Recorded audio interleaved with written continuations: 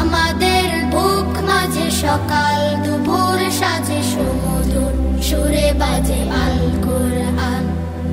মিথ্যা তো পায়ে দলি, সত্যের পথে চলি, কোরআনের কথা বলি।